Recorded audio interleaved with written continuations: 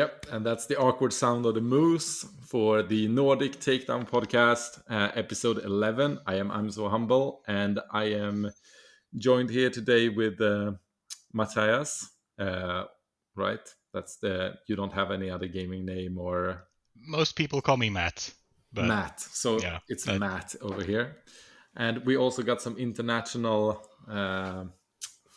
I was gonna say friendship, but what was guest? International friendship and guest in the Store Showdown winner of, I think, the first Store Championship in the Nordic regions. Even though we had a few right now. Jonah, welcome. Thanks for having me. Yeah. So this episode, we will focus a lot on tournaments and tournament meta because Jonah won the Store Championship in Moss. I was there. I was also attending Lincoln and the Store Showdown in Malmö. Matt is also here, even though he shouldn't attend any of these. But he's here, and we're going to talk about those things a bit. But before that, I have to plug our amazing YouTube channel that has 0 videos just so far, but there is one coming up in not too long, where I will go through in deep a little bit of my matchups and my tournaments run. We also have our Patreon, where you can support us, and then of course you can join us on Discord. It's free. It's not paywall exclusive or anything. So, and all of those things will be linked below by Jason, and then of course rate us on Spotify or whatever if it's a good rating. Otherwise, you can leave it be. So I'm gonna start with you, Matt. What have you been up to? What have I been up to? Well, I mean, the reason I haven't been playing tournaments is that I've been working, so, fun. But we've had a couple of drafts here locally with our Story to Quevdo, which has been pretty fun. I think we average around 15 to 16 players-ish every tournament, so we're getting a pretty good gang going, and we're having a lot of fun. So last time I drafted a green Han, which actually worked out fairly well. I had a pretty good game plan going into it, and I saw that I had villainy on both sides, figured, hey, Han sounds fun. Got some pretty big drops and some ramp, and then went, well, let's just get reinforcement walkers out and win the game, or not do that and lose, which won me 3 games, so all 3 games. So that was fun. Pretty good. Yeah, no, I'm happy with that, but I haven't been to any of the bigger tournaments yet. We have a Store Showdown coming up in 2 weeks, and I'm hoping to go to a second one just after that, depending on when that one happens. But you, Adam, you've been to a fair few now, haven't you? Yes, I've been to 2 Store Showdowns and then to the Lincoln convention. So yeah. But the first Store Showdown I attended was in Norway on Moss, and I think we have been not talking to our guest for far too long, 4 minutes. Indeed. Which is like the main reason I even found out there was a Store Showdown in Norway, or that it was a community in Norway, basically. How is Norway?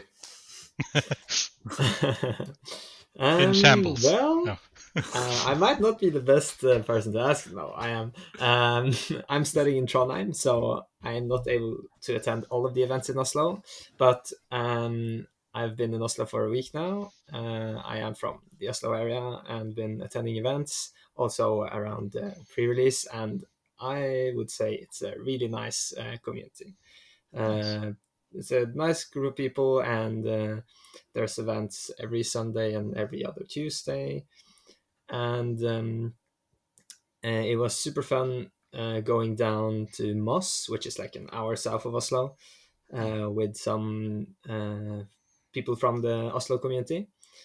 And of course, meeting you there, Adam. Yeah, as the foreigner. Yeah, that was fun. We talked in the car on the way, like, oh no, we're going to be the tryhards from Oslo coming down, and then we're going to bring even more tryhard from Sweden. Yeah, we sometimes go to all in on things, so Well, I didn't flew all the way from Trondheim. Yeah. But you're also the organizer for the Norwegian Discord, right? And the Yeah, on the pre-release, I met a guy called Alexander, and we talked about making a Discord. So we did that, and I think we have about 50 members now. So there Nice. seems to be some interest, but not awfully lot in other cities than Oslo, I would say. Heard some from people here and there, but Oslo is really the only like big city in Norway, right? Or yeah. yeah, so it I makes mean, sense. it depends, but Stavanger, Bergen, and Trondheim are also contenders. Oh, okay, fair enough. Well, fun. So you went to the tournament and you happened to have a fairly good result. But how many players were you? Do you know about? Yeah, we were only 12, so I mean, not the best for speaking of the quality of the tournament, but we played 4 rounds of Swiss and then Yep. cut to a top 8. Oh, all right. So that's still an elimination round. That's fun.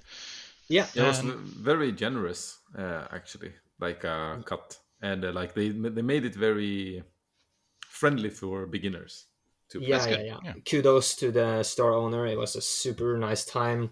They were very generous, giving away a pack per win and also some other like weekly promo packs. And it Oh, was a nice. great Yeah. time. So what store were you guys in? Like, what's it called? It's called Tabletop Battle, and it's in Moss, Norway. Nice. Moss, It's Norway. was a really nice place, but it looked like you were going into a garage port basically, and then it's like, what is this? And then it was like a really nice store inside, and like with Yeah, quite a few rooms to play. Like there was both like a Warhammer or card games or board games, so it was really nice. Fun. yeah. Yeah. So 12 players competing for the top. What were you playing? What deck were you playing, Jonah? I was playing a green Han, Ooh, exciting. so I would say pretty conventional. Everyone who's looking at meta decks probably have seen Thork's list. So I Yeah. started playing that one in the Take the Initiative League. That's also Hmm. how I got to know Adam. Mm. Played some games together there. Like, oh, you sound Scandinavian. Yeah. And I know that accent. I just really fell in love with the deck. It's so fun to play. All kind of, it's so value oriented, right? With the Yeah. recursion and the ramping. But I made some tweaks since the event was no sideboard. The Oh store yeah. owner said he wanted to keep it like beginner friendly and as casual as possible, so that was one decision they made. Okay. And I thought, okay, we're probably gonna see a lot of aggro, so I kind of teched a bit against that as well. Fair. And were you correct? No. Yeah, I would say so. I think there was only one control deck, and that was Oh like a wow. janky Grand Inquisitor deck, so not really a Yeah, that control was deck not either. very controlly. Yeah, Ah, it was just like a GI deck with some super laser blasts. It was weird, but fair Yeah. enough. he made it to the top cut. Nice. Yeah. Well, oh, he wasn't one of the 4 that didn't. Well, that sounds fun though. I think I'm used to playing in like yeah, we have like 19 different control decks and somehow are still 16 players. So getting the opposite end of that sounds nice. Yes. But what makes you really enjoy the Han deck? Like what pulled you to it? I think the double ramp. I Oh mean, yeah. it obviously feels nice being able to play a 7-cost card when your opponent's on 5 resources, Oh yeah. or even 4 if you played resupply the turn before. Yeah. But that's kind of what got my attention, right? The U-Wing kind of, it felt like an actual combo deck compared to other decks. Like you had some lines that could really give you a good position in the game, but after playing it a lot against different matchups, I just felt like it kind of has a toolbox to handle a lot of different decks actually. Nice, yeah. And often I feel like it's boring if it's okay. It's a rock paper scissors. You auto lose to this. You auto win against this. But I feel like Han, if you pilot it correctly, you can kind of squeeze out games against anything. You don't really went up in the it's a 70-30 lose. It's more like it's going to be a 55-45. Yeah. And then you know your goals and what to find to save you and if you need it really. Yeah. Yeah, that's good. And a couple of games played. From your games played during that tournament, was there anything you found, like any particular games you found were really close or interesting in that sense? Or did you just run over the competition? I think the most interesting games for me were against Luke, I would say, and Han Blue, actually, because I had never played against the Blue Han deck. Okay. Or maybe once. But I didn't really have much experience against it, and seeing how big of a threat Luke, what's it called, Jedi Knight, the unit is. Oh yeah. That's that card is terrifying. My opponent, yeah. Yeah, I tasted it. You could play it too and just you wing it in. Yeah. I've actually bought it today from a friend in the community, and I'm thinking of trying it out. Why not, right? It's a very good answer to Fet's Fire Spray. That's like that one reason to play it, because if you're able to get the Ewing turn and take out the Fire Spray, that's pretty much game over.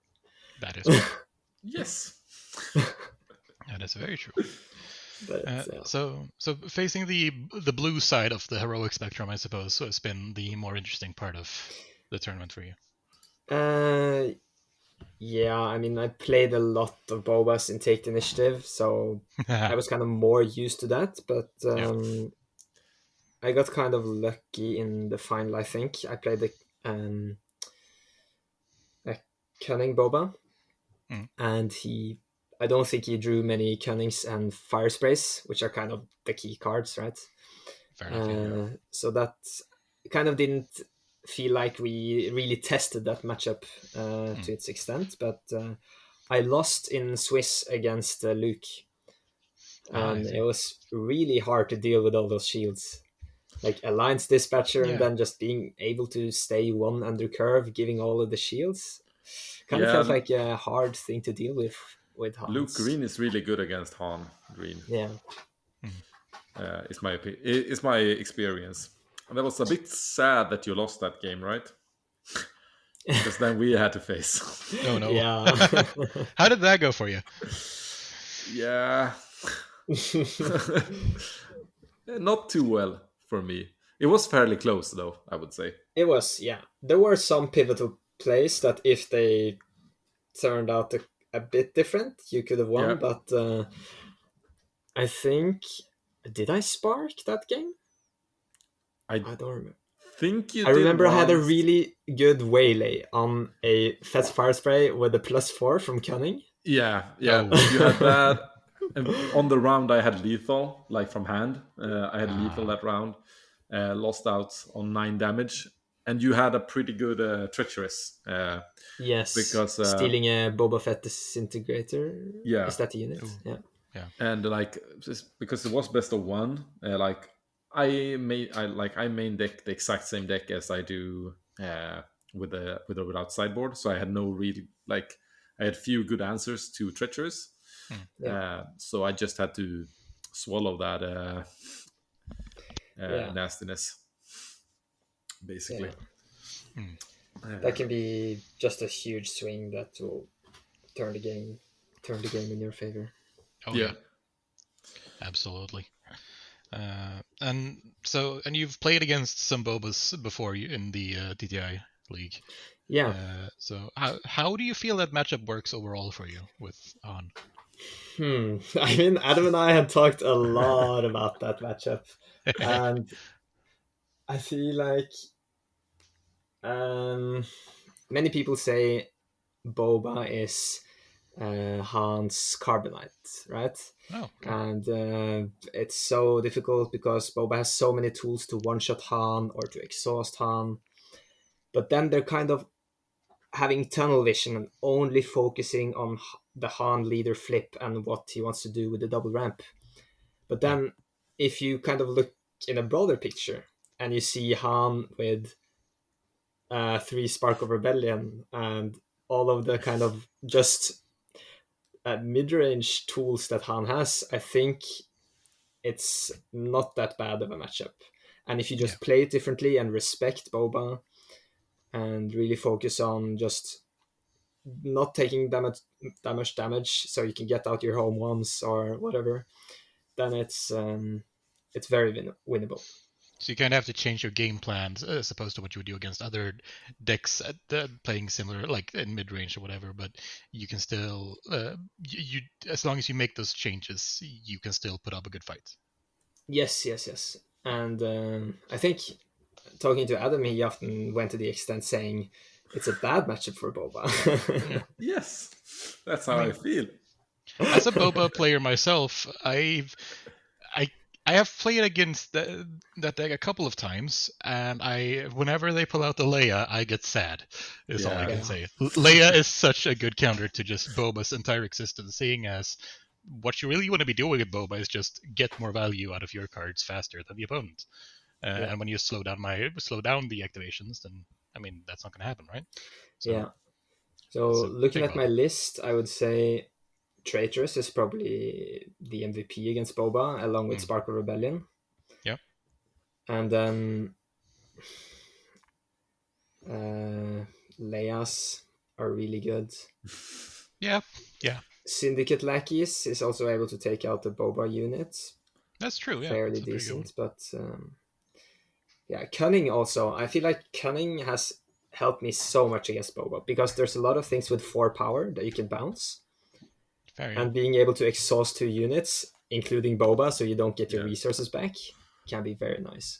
Yeah, that really changes how the Boba has to play, since, well, you had a plan for using that extra resource probably, and then you've made the first few steps in getting to that point, optimizing your resources, and then you have to change your game plan entirely. So that could be a big problem. But yeah, fun. So you took down our resident humble man. In that, and then that was before Swiss, because it was in Swiss, yeah, that was during Swiss rather, not before eliminations. What did you face during your elimination rounds in the top 8? You want to go first, Adam? Sure, it's faster. I faced Yellow Sabine versus a guy, was it Lars, right? Lasse, yeah. Lars is the Swedish version of Lasse.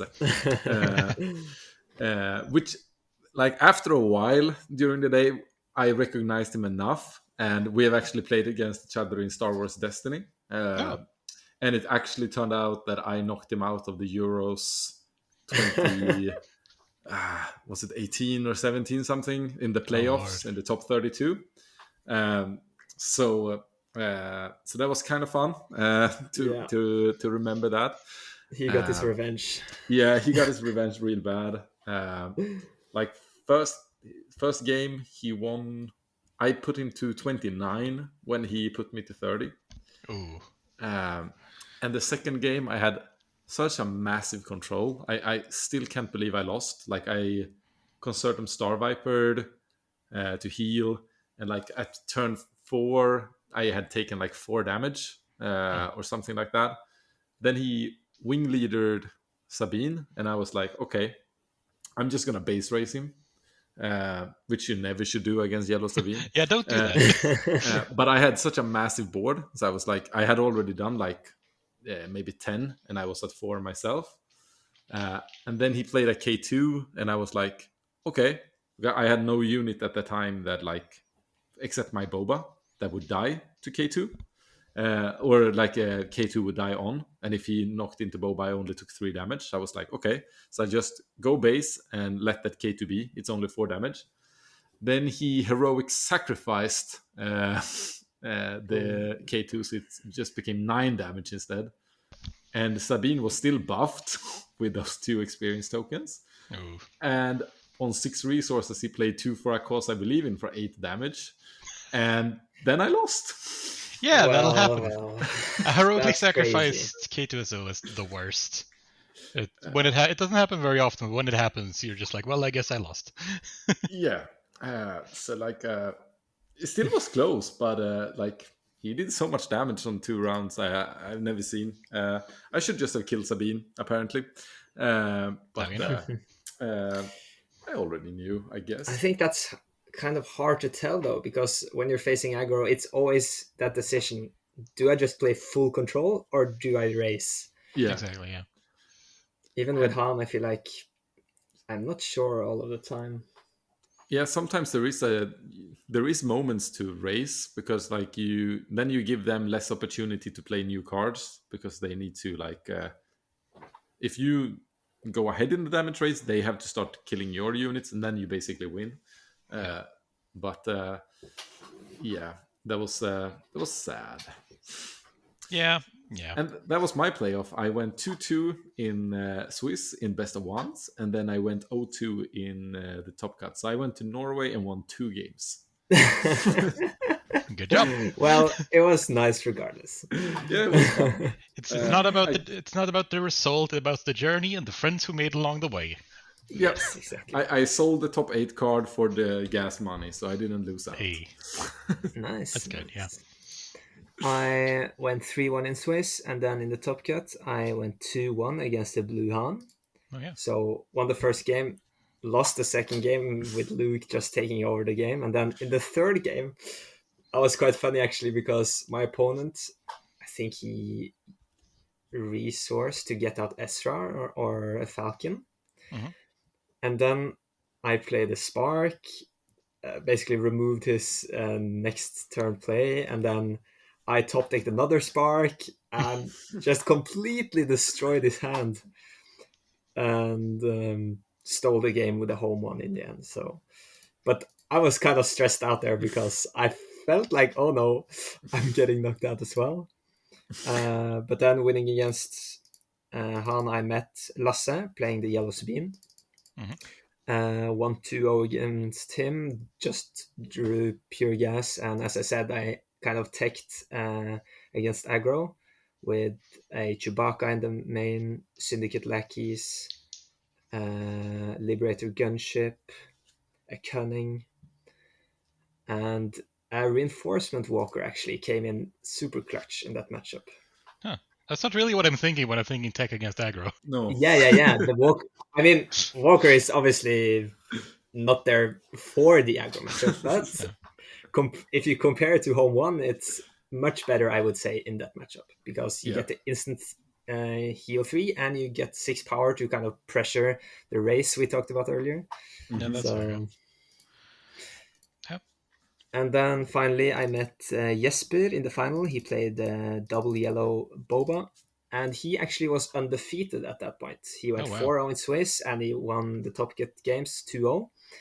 So I wouldn't say I was super comfortable going into the game, but I drew the cards I needed.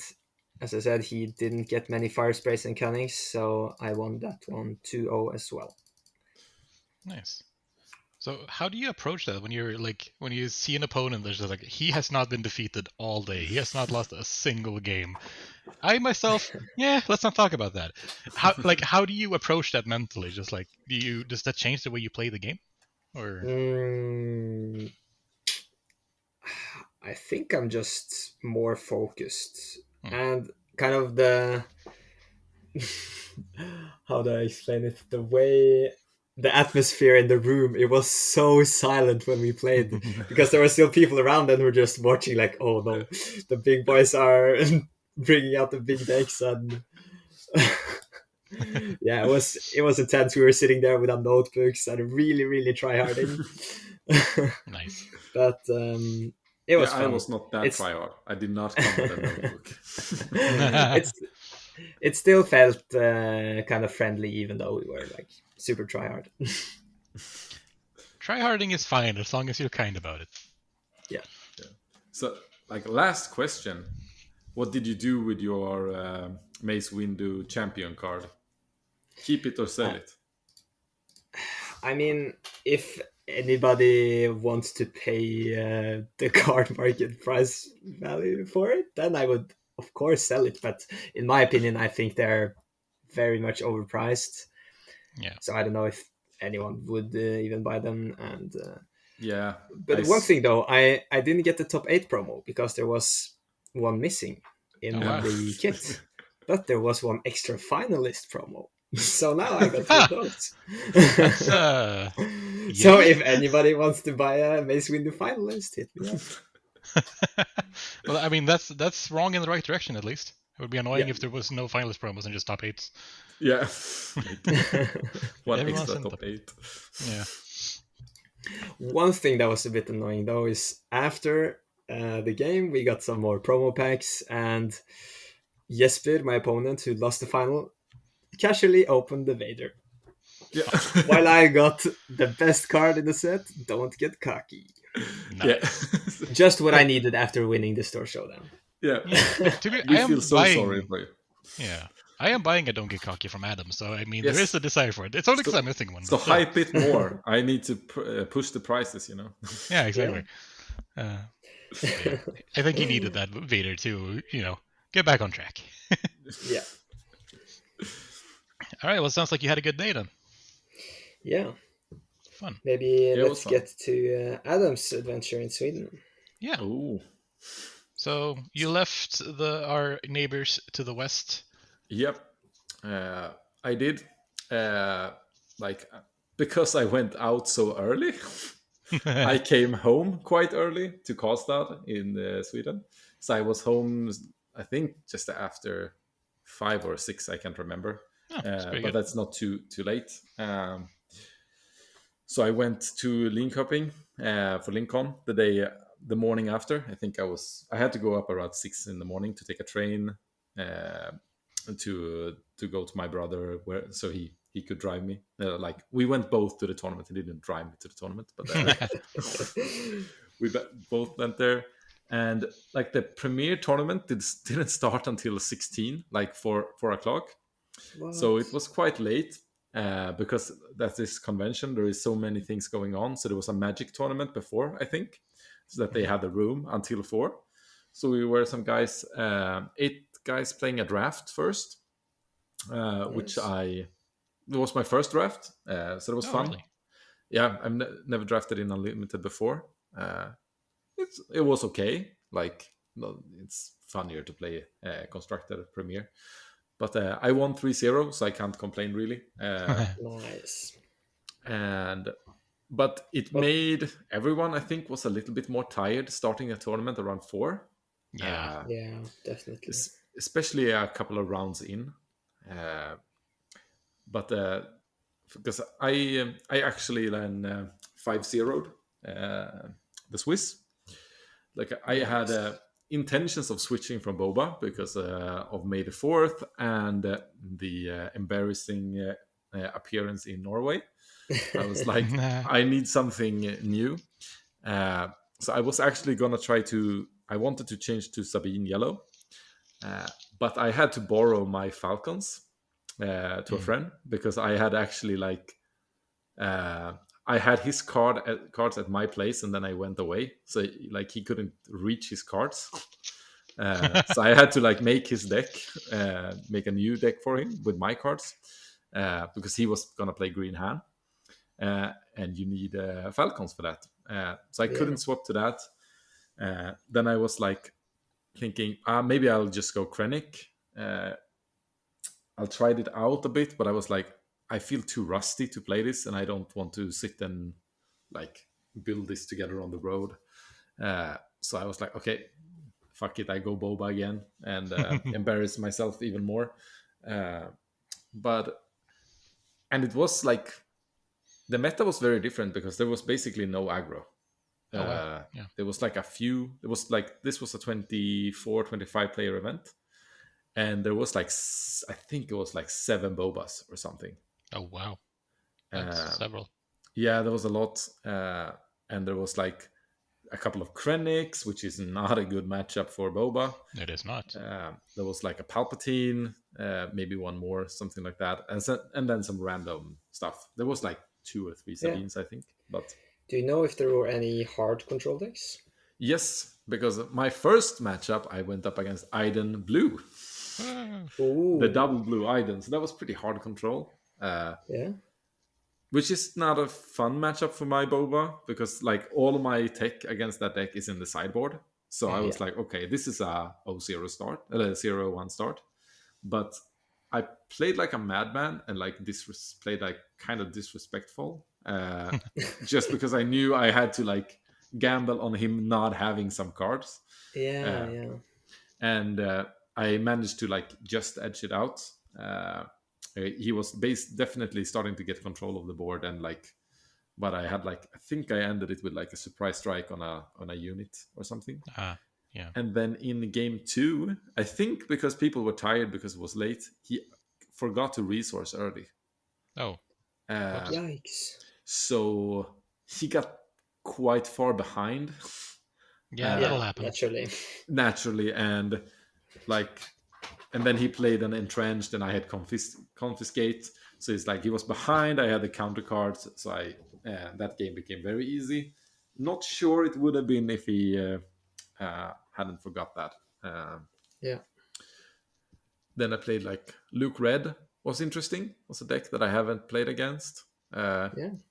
Smashed it, but very nice player. But I don't think it was a good matchup for it to play into Boba. No, don't think so.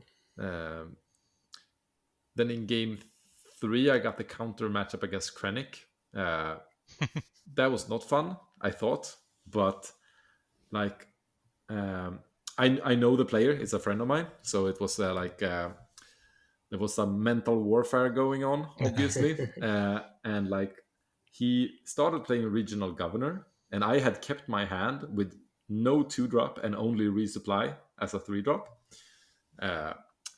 He fortunately said Boba Fett and not resupply, which was a mistake. So I just played resupply. He had to play his Laser Technician, and I had Treacherous on hand.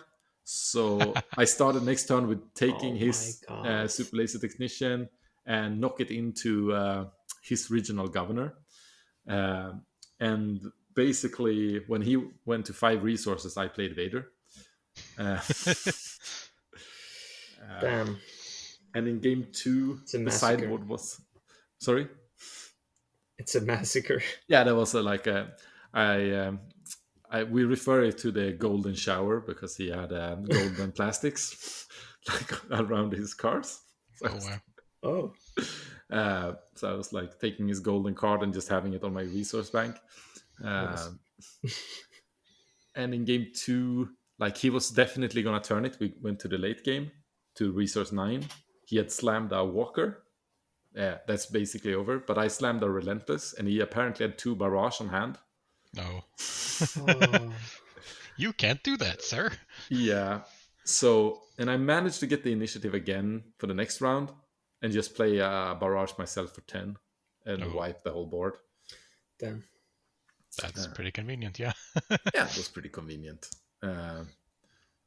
So yeah, and then I faced Boba Yellow, which is a really bad matchup for Boba Yellow. The green is just better in the mirror. I played double green Palp. It was very interesting. Someone had built it himself. He went 4-0. Double green is not good against Boba. No removal. He can just stall, and then I basically win. Yeah. Top 4 was I've played another Krennic, but at that time it was like I think we were around 9 in the evening. Oh wow! Yeah, no one's brain is gonna work at 9 in the evening. Yeah, and I think we ate lunch around 1 or something. And you didn't have a dinner break or anything? No, that was just from 4 all the way. You know. That sounds like hell. Yeah. Well, I'm kind of a little bit used like that. So for me, it was more okay, I think, than the others. I was still full focus, and I I don't think my opponent were, because they made some mistakes here and there. Yeah. So I won that 2-0, even though Krennic is an awful matchup. And then it was a Boba Mirror in the final, which I also 2-0'd. So I won all day long. Nice. Like I won 3-0 draft, 5-0 Swiss, and then won the top 4. Must feel a bit better after Norway then. Yes, a lot better. Not as cool a prize pool as like the Mace Window that at the time was worth like 450 euros. Jeez. That seems a bit excessive. Yeah, it's not worth that anymore. But what is it at? Let's have a check. It's currently the cheapest one in English is 200, so it's 245 even. So yeah, I mean it's still pretty dang high. I'm not sure anyone is ever going to buy that, but you know. Well, someone bought my top 8 one for 40 euros, so there is always someone. There is always someone. Yeah. Nice. Well, so having ran now, you've been running Boba for quite some time, right? You've been doing that basically since the start. And obviously, in the beginning of the game's life, it was basically play Boba, play Iden, or play Sabine, or be sad. Now the game's developed quite a lot from that point. I mean, we've had a charioteer, now we have a Han player here. How do you feel playing Boba now in these tournaments? Like, how does he perform? Do you feel like he's still as good of a choice as he was when you started?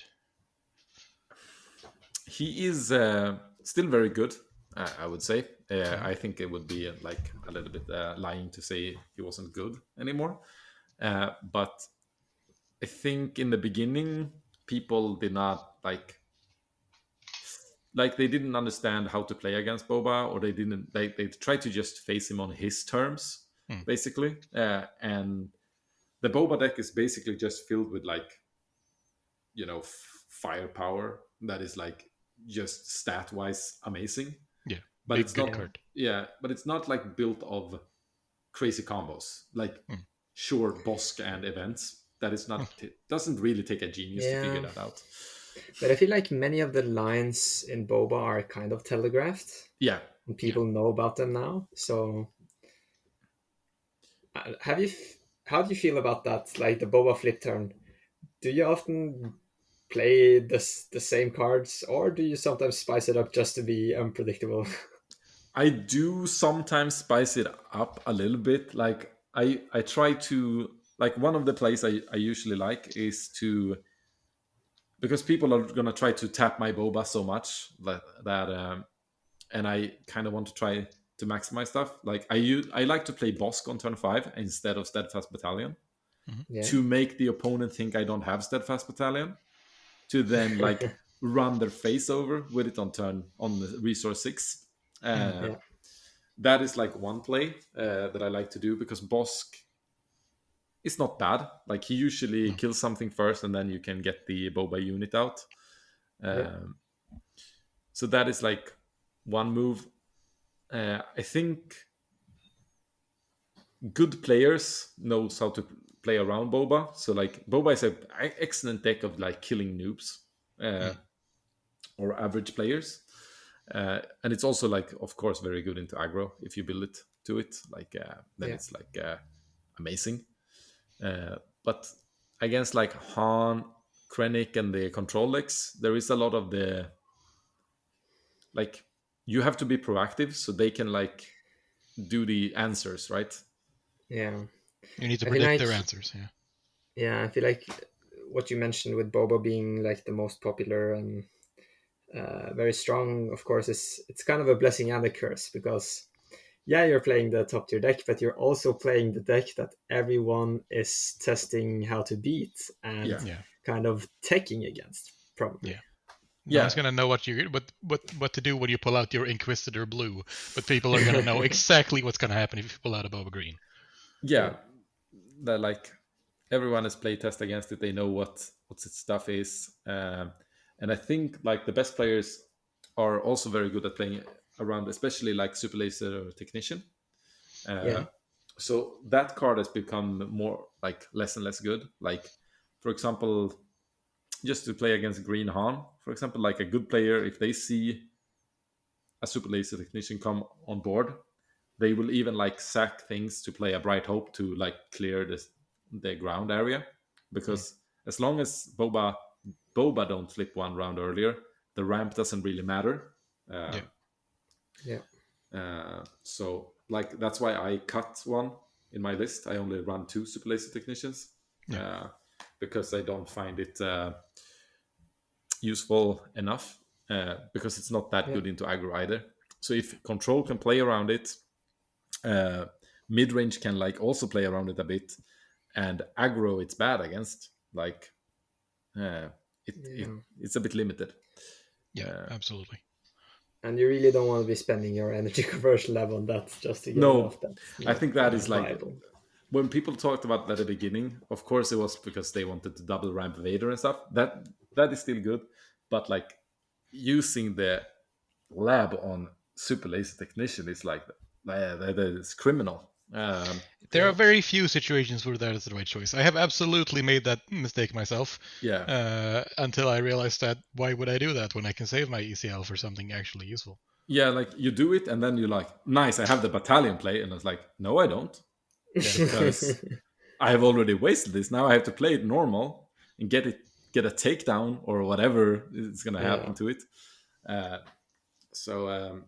think in Boba there is like 4 cards you want to ECL with. It's obviously battalion. Then it's also the Boba 3-cost unit. You can do that to clear something big. Like that is one way to deal with Han. Like you go low and like wait for him to attack, and then you just smash him with that one because he can do 6 damage. Then it's also like the Viper, Consortium Viper ship against aggro, and then it's obviously Boba Fett's fire spray. If you do it on anything else, you are in a bad position. You are already losing. You're just not realizing it yet. Is yelling a pro Viper droid is not the right choice here. No, there is only one time that is actually good. It's if you play against Luke Green and they play an Alliance Dispatcher, just get that off. Kill that thing before it moves. I don't care how burned the card, it needs to go. It just has to go. If that gets shielded, interesting. You'll have a bad day, I have been on the receiving end of that, and I have since learned not to do that. So that was good. I did bring the same deck to Malmö because I only had 5 hours of sleep from Linköping to Malmö. Acceptable argument. You may continue. Yeah, because I also was thinking about going to Yellow Sabine, because now I had all the cards, and maybe I could play a faster game to have more rest and stuff. But I had to, because I had borrowed cards and I had some cards already. I knew it was going to take like 30-40 minutes to make it. And then I was like, but I just 5-0'd and won the whole thing. What? Yeah. Why go to 4 hours sleep? Experience is so much more important than bringing like the correct deck. Absolutely. Yeah. Just having games tested and played, and knowing your deck in and out, knowing different matchups, I think that's so much more valuable than having like kind of the best net deck that's going to fit the meta. Yeah. And that's one of the things that's really exciting about this game currently, is that despite it being the first set and despite, the growing pains of the game, it's fairly well balanced. You can play any deck and do well, as long as you learn it and are a good player, right? Yeah, it's surprisingly open, I would say. It's really nice. It didn't look like it before, but no. Yeah. It's gone in the right direction. But so you went down to Malmö, you boba'd. Yeah. I boba'd again, 4 times a charm. The difference with Malmö event compared to the other was that it was just basically 5 rounds of Swiss, because we started almost around 12 and the goal was to be finished around 4. And it was like a 28 people event, so we had to do like 5 rounds of Swiss. So when calculated, you had to go 5-0 to win it. And like then you need to be a little bit lucky, you know, with who you face. Like if you face your counter and lose, you basically can't win the tournament anymore. That's not how it is like in a like Swiss to Top Cut. So it's a bit fragile, but I was very lucky in my first 2 matches. I faced a player who started playing the day before. So that was a win. Was a Green Vader. I know the person's father actually. He made the deck for him and stuff. Both were very very nice guys. So, but that is obviously like a little bit unfortunate for him to face the one with most games in Sweden, probably. Like maybe together with Tobias or something. So that was a win. Then I faced Inquisitor, which is like so dead against Boba. Like, what is Inquisitor gonna do there? But then I faced Jello Palpatine. Have anyone of you guys faced Yellow Palpatine? No, I don't I've think I've actually even tried playing it once. Yeah. In I think it was League Season 2 or something. After my 8 games, I was like, Palpatine seems fun. Played some green Palpatine games and then played some yellow. Yeah. I stopped pretty quickly. Yeah, because my main question when I hear that is why? Like, how do you make that work? The Yellow Palpatine? Yeah. My motivation was Sneak Attack. Yeah. I just really love that card. Oh, yeah, that's a card that exists, huh?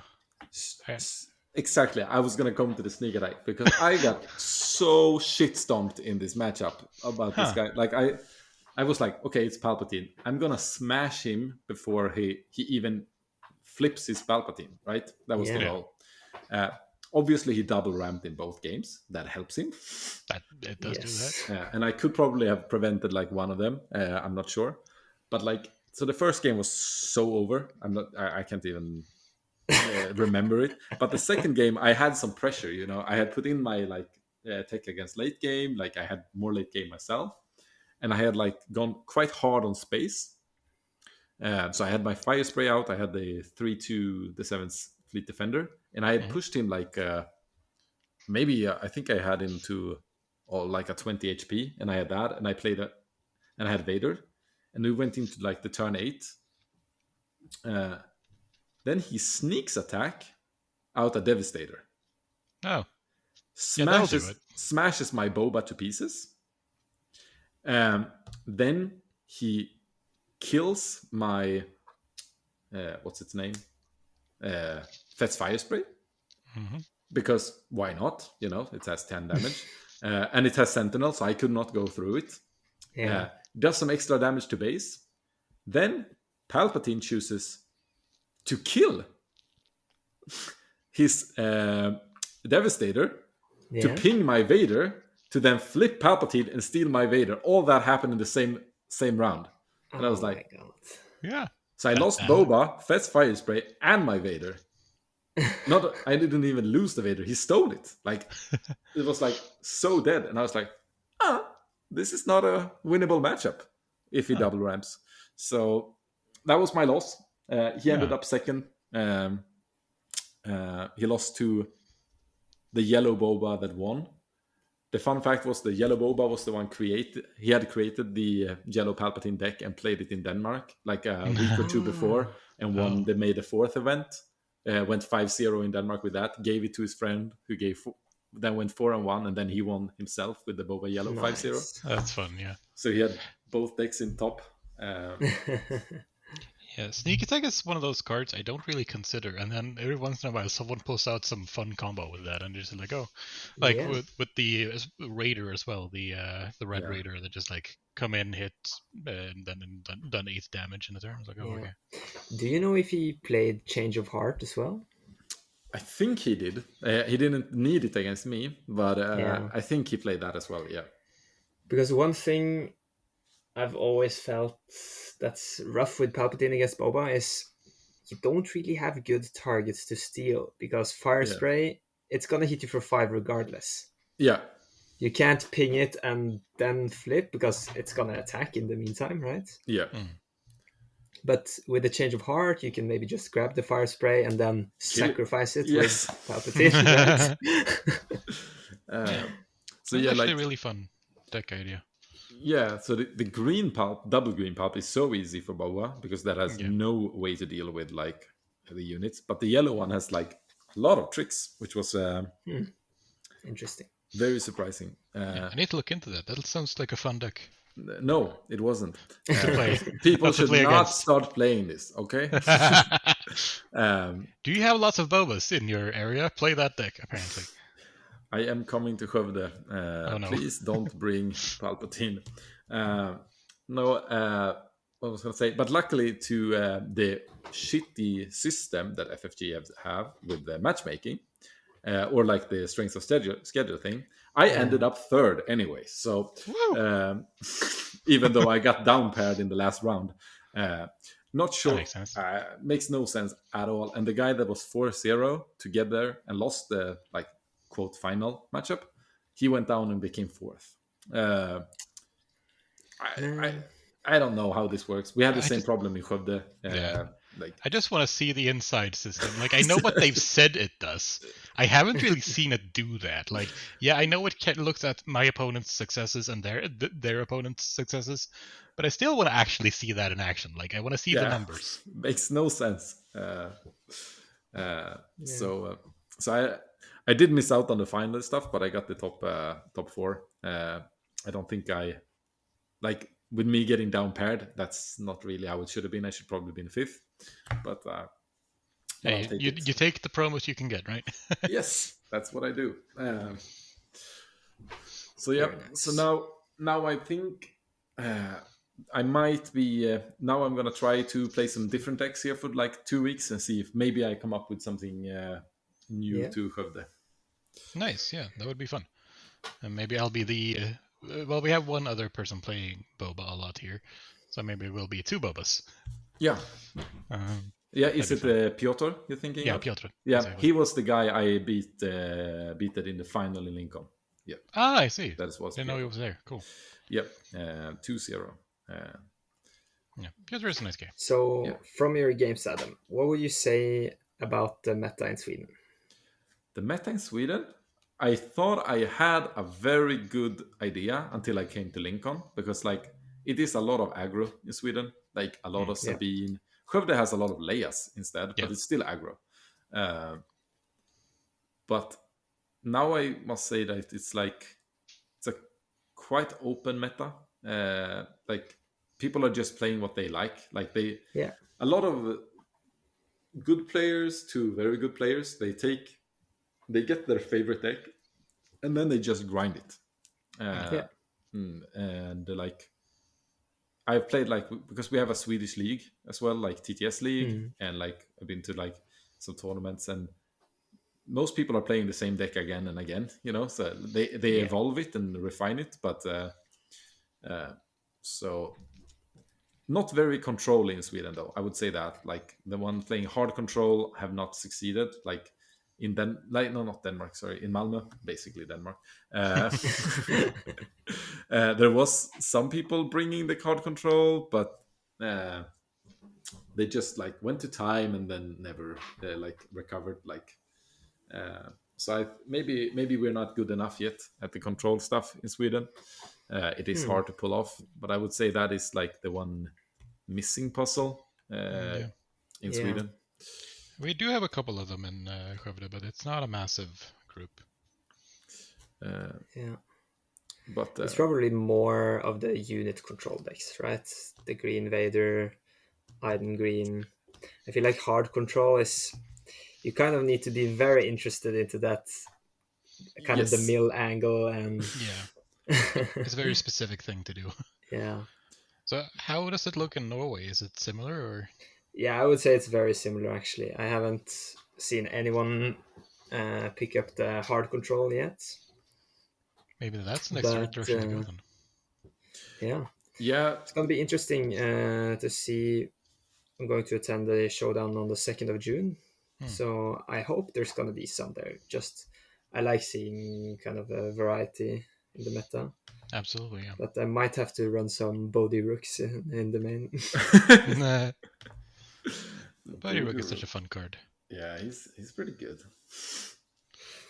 Actually, on the topic of sneak attack, did you see there was a guy in the States called Sandeep? He played a Han deck with 2 Fleet Lieutenants and 2 sneak attacks. So he could sneak attack a home 1 for 7, Yeah, play the Fleet Lieutenant, and hit base for 9. Pretty cool. that's pretty nasty. Yeah, that's pretty nasty. Yeah, I think that card is gonna. People are gonna figure out some real fun things with that card. It has some potential, and I don't think it's gonna die off ever. No, I think No, it's no. gonna be like a card maybe people run 1 or 2 of in many decks just to have the Yeah. surprise. Yeah, Yeah.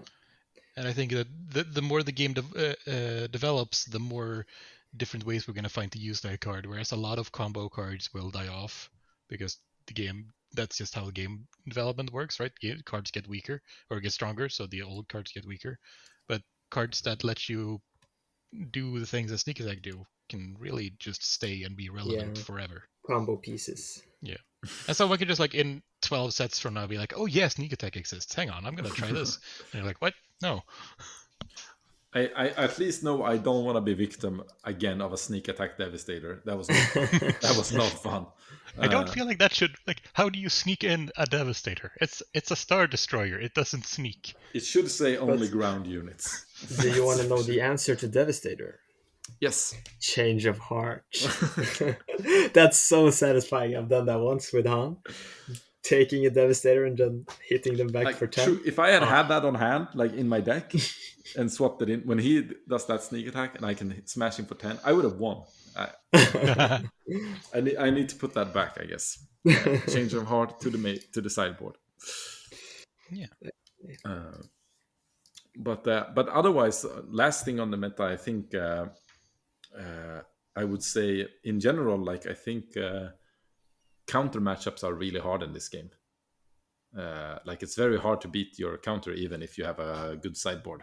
Yeah. Yeah, I can see that. Yeah, absolutely. Yeah. But do you feel like not every deck has one of those, right? The bad counter. I think that Han lacks hard counters, for example.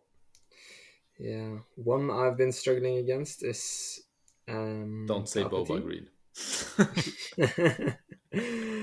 Yeah, Palpatine. I feel like Palpatine, I for instance played Thork, his list with the red Palpatine. Yep. And just the threat of him flipping really stops you from deploying your board, right? Yes. So home ones are pretty much useless. If he can just take them from you, what are you going to do as Han? The best thing you could do is maybe a waylay, but that is like how I felt when I played Krennic and you started playing into Palpatine. It's like he never flips because he knows there is something better coming. Yeah. Like try to bait him out like, yeah, you can take my Dooku, it's cool, you can take my Vader. It's like, no, I want your Avenger. That's the one I want. And he's just staying there until it's like lethal on the board, like or I'm out of options and I just have to drop an Avenger to him, you know. Yeah. So yeah. I think it's interesting how kind of lists are gonna change when the meta changes. For instance, with Han, I've seen some like interesting cards to take more against the control. Like some people are even talking about Chopper. A card you would never expect. Yeah, what is but he gonna being do there? able to discard events and exhausting a resource from your opponent. Yeah. I faced that as Boba once. So nasty. It was like I was gonna tap up and get the 5 resources for a battalion, and then Chopper. It's like, you know, you tap a resource. I mean, that's more of a unconventional card, but combining that in a U-wing with like a bounty hunter crew, chaining value there. Yeah. I even thought about playing like pirated starfighters just to bounce your own units, like you bounce bodies, just taking out more events. Yeah, like against control, I can see that, because like it's also valuable to just keep your cards. He's not gonna hit your face anyway, so just make him run out of cards, and then you play yours afterwards. Yeah. Because Your he still opponent needs can the kill you resource. if they don't have any cards. No, that is how like what do we say? The Shirret decks run sometime. Just focus on discarding the K2 or Force Throw, for example. Yeah. So yeah, I think that is it for today, boys. We just reached 1 hour, and I think my throat is starting to give up. But on the other hand, my headache is gone. So That's good. So that's good. It's probably Jonah's pretty face. But and on that note, like, thank you, Jonah, for joining us today. Yeah, thanks again for having me. It was super nice. And always fun talking with you about the Stars Unlimited. Yeah, and we're gonna do that again at some time for sure. Absolutely. Yeah. Thank you, Mattias, for being back for your, is it second consecutive now? Yes. Yeah. That is true. See if you can break Jason's trend. He has started to be a really off and on guy, right? Well, I mean, he did say he was real sick today, so he gets a pass. No excuses in Star Wars. Yeah. But so yeah, no, it's fun to be here. And takeaways from today will be, I suppose, play yellow Palpatine against Adam. Yes. Yes. I will also not don't adapt. base race Sabine. Yeah, don't exactly don't base race Sabine. Yeah, that's the takeaways. Okay. Yes. And kill that damn Alliance Dispatcher. Yes. Kill Alliance Dispatcher. Exactly. Then we have the counter tech against how to beat yellow Sabine, green Luke, and Adam specifically. and me specifically. Yeah. Nice. That's some good stuff we covered here in this hour. Exactly. It's gonna be very useful for the rest of Europe. Jason is gonna be super happy. Yeah.